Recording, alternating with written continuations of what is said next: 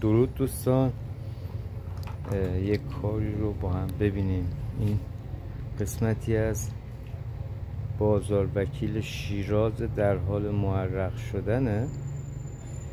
برش رو ببخشید، دست من بسته از سخت می شده.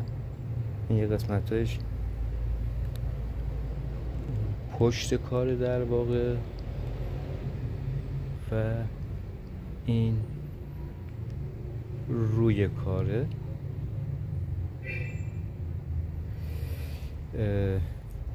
چوب گردو تیره استفاده کردم و گردو روشن فعلا و خاتم.